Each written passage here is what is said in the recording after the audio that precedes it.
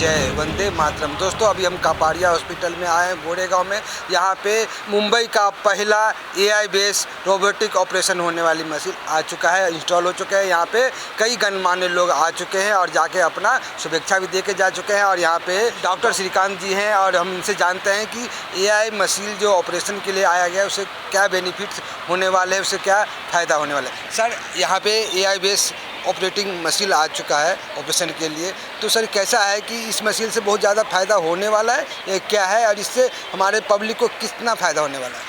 So basically जो ये AI machine है, इसको अगर हम सिंपली पुट करें तो इसका एक और एक मात्र काम है प्रिसीजन। जो हम एक नॉर्मल हाथ बाय हैंड जो हम सर्जरी करते हैं वो हम अचीव नहीं कर सकते। जो हमको माइक्रो कटिंग करनी है, एक बार मान लीजिए मैंने कोई एक लेवल ऑफ बोन कट किया पर मुझे लगे नहीं मुझे 1 से 2 mm और करना है, तो ये मैं नहीं कर सकता with help of my hands only. ये मशीन मुझे हेल्प करेगा to assist and to get all micro precision. यहाँ पे जो सॉफ्ट टिश्यू डैमेज, जो हम बेसिकली बोन्स के जो पहले जो हमारे लेयर आते हैं स्किन के, फेशिया के, मसल्स के, लिगामेंट के, उसकी कटिंग कम है, तो इससे ब्लड लॉस कम है, तो पेशेंट की रिकवरी ज़्यादा है। हम स्टैंडर्ड जो नी रिप्लेसमेंट या जिसको कन्वेंशनल नी रिप्लेसमेंट बोलते हैं, उसमें पेशेंट को 3 से 4 मैक्सिमम 5 दिन के लिए हॉस्पिटल में रुकना पड़ता है। इसमें हम उम्मीद कर रहे हैं कि पेशेंट को 36 घंटे से ज़्यादा ना रुकना पड़े। हम मोस्टली नेक्स्ट डे डिस्चार्ज के लिए ही पेशेंट को देख रहे हैं। तो पेशेंट का एक तो पेन कम है, ब्लड लॉस कम है, टिश्यू कटिंग कम है, और प्लस उनका रिकवरी टाइम बेटर है।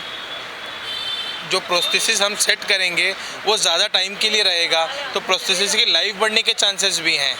और जो ये इसमें एआई बेस है तो ये हेल्प करता है बेसिकली, अगर जब हमने एक बार सर्जरी कर ली तो ये मशीन लर्न करती है कि इस सर्जरी में हमने क्या किया, कैसे किया, कितने डिग्रीज़ में किया। तो अगर ऐसी कोई सिमिलर सर्जरी हो जहाँ एक सिमिलर नी प्रेजेंट करे, तो वो मशीन हमको एक मैप बना देती है कि देखिए आपने आज से 6 महीने पहले एक सिमिलर नी रिप्लेसमेंट किया था, जिनका ये नी और जो 6 महीने पहले वाला नी है वो काफ़ी सिमिलर है। तो इससे हमको फिर से हेल्प मिलता है अगेन कि हम अगर प्रीवियस में हमने कुछ छूट गया हो या जो अच्छे से किया उसको और अच्छा कर सकें। तो यहाँ एआई और मशीन लर्निंग काम में आती है। श्रीकांत जी आप कब से हैं इस हॉस्पिटल में? मैं अभी रफली मेरा 2 साल के ऊपर होने जा रहा है यहाँ पे। 2 साल से ऊपर हो गया।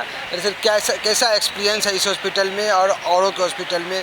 ये यहाँ के जो डॉक्टर से ग्रुप हैं, मोदी परिवार हैं, तो किस तरह से देखते हैं आप? सो देखिए, कोई भी दूसरा हॉस्पिटल होता है वहाँ पे सब ऑन कॉल बेसिस होता है। यहाँ पे जो हमारे ओनर है वही एनेस्थेटिस्ट हैं, एक ओनर है वो सर्जन है, उनके एक लड़के हैं जो ऑर्थोपेडिक है और एक लड़के आगे जाके ऑर्थोपेडिक बनने वाले हैं। तो सब इन हाउस है, एक पारिवारिक माहौल है। हमको भी लगभग परिवार जैसा ही ये लोग ट्रीट करते हैं, कोई अलग नहीं, कोई भेदभाव नहीं। नीता मैम मुझे भी बेटा करके बुलाती हैं सबके सामने, तो ऐसा लगता नहीं है कि हम एक एम्प्लॉई, ऐसा लगता है हम एक फैमिली मेम्बर हैं, कुछ अलग नहीं लगता है। तो एक डेफिनेटली एक फील गुड लगता है। हमको भी काम करने का मोटिवेशन आप भी देख रहे हैं, सुबह 8 बजे से अभी तक है, लेकिन माथे पे शिकन नहीं है, क्योंकि एक फैमिली माहौल है। तो एक आदमी को भी अपना लग के एक अपना काम करने का मन करता है। सर आप कहाँ से बिलोंग करते हैं? आपका पढ़ाई लिखाई कहाँ से हुआ है और किस तरह से अब आगे का फ्यूचर देख रहे हैं? सो बॉर्न एंड ब्रॉट अप मैं मुंबई का ही हूँ। गांव मेरा यूपी बलिया में है। ग्रेजुएशन मेरा DY पाटिल से हुआ था and post graduation in general surgery मेरा मैंगलोर कर्नाटका से हुआ है। आगे का क्या देख रहे हैं? किस तरह से आप यहीं पे रहने वाले हैं? कुछ बड़ा आगे प्लान? डेफिनेटली मैं यहाँ पे भी एक इंडिपेंडेंट सर्जरी अपनी चालू करना चाहूँगा with the help of Rajan and blessing of Rajan sir. Thank you. Rajan sir को कैसे देखते हैं आप? किस तरह के व्यक्तित्व है और किस तरह के इंसान हैं? अगर मैं सर्जन के मायने में बात करूँ तो गॉड हैंड्स। उनकी हर एक सर्जरी, उनको रोबोट की ज़रूरत नहीं, रोबोट को उनकी ज़रूरत है, मैं ऐसे बोल सकता हूँ। उतने बढ़िया हाथ है, उतनी प्रिसीजन सर्जरी है, उतनी एक्यूरेट है। अभी राजन सर 37 ईयर्स से सर्जरी कर रहे हैं, तो डेफिनेटली उनसे अच्छा मेरे नज़र में मुंबई में at present general surgeon and laparoscopic surgeon कोई नहीं है। वेरिकोज वेन्स में तो सर की स्पेशलिटी के एकदम आउटस्टैंडिंग है। आज पीयूष गोयल जी भी आए थे, आपने उनका भाषण भी सुना, क्या लगा उनको? उनके भाषण में किस तरह की चीज़ें आपको मिली है? सो जो हमारे मूल्य सिद्धांत है, विपुल गोयल जी ने सेम टू सेम वही बात की कि मेड इन इंडिया, तो हम मेड इन इंडिया की मशीन ले आए हैं। हमको आत्मनिर्भर बनना है तो हम खुद से सर्जरीज भी कर रहे हैं। तो जो गोयल जी की बातें थी हम उसी पे बस अमन करने की कोशिश कर रहे हैं, यही हमारा अल्टीमेट एम भी है। मोदी जी का सपना है मेक इन इंडिया आत्मनिर्भर, तो आज पीयूष जी भी आए और आप यहाँ पे तो पहले से ही उनके बोलने से पहले से ही जब भी मार्केट में कोई नया चीज़ आता है उससे एक कदम आगे रहते हैं। तो यहाँ पे जिस तरह से गोरेगांव का पहला AI base robotic operation machine आया, तो क्या लगता है कि हम समय के साथ चल रहे हैं या फिर समय हमसे और आगे चल रहा है?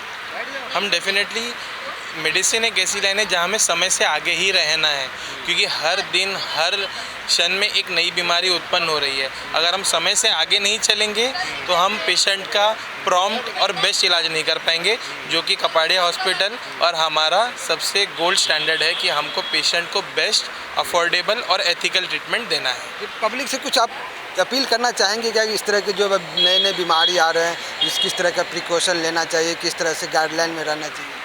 मेरा एक ही रिक्वेस्ट रहेगा पेशेंट से, या कोई जिनको लग रहा है कि मैं कैसा हूँ, मैं खुद के बारे में कुछ जानना चाहता हूँ मेडिकली, तो हर साल अपना एक एनुअल हेल्थ चेकअप कराएं।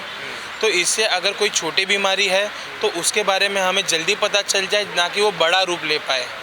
एक छोटा घाव भी नासूर होने में कुछ समय लेता है, पर अगर छोटे घाव पे मलहम तुरंत लगा दिया जाए तो वो नासूर नहीं हो पाता।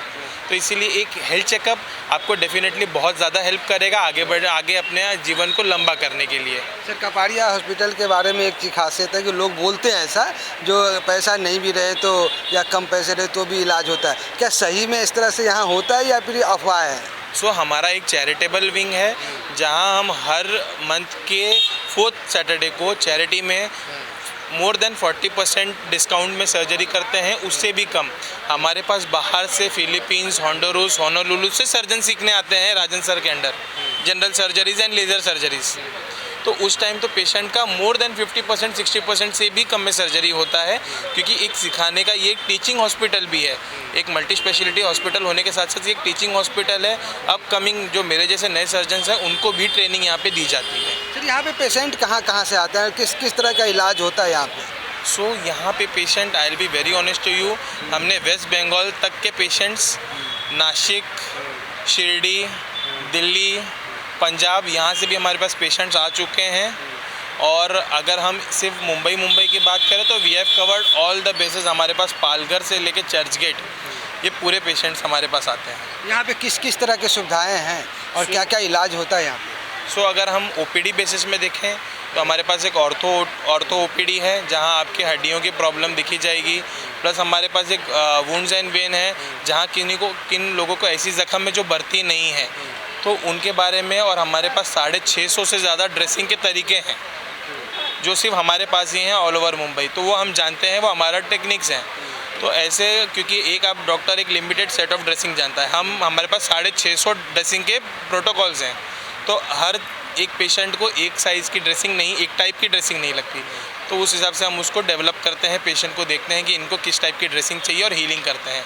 तो ये हमारा OPD हो गया। IPD में हम जनरल सर्जरीज करते हैं, piles, fissure, fistula, hernia, varicose veins. फिर हमारी लैप्रोस्कोपी मतलब दूरबीन की सर्जरी होती है, gall bladder, appendix, hernia, everything we do.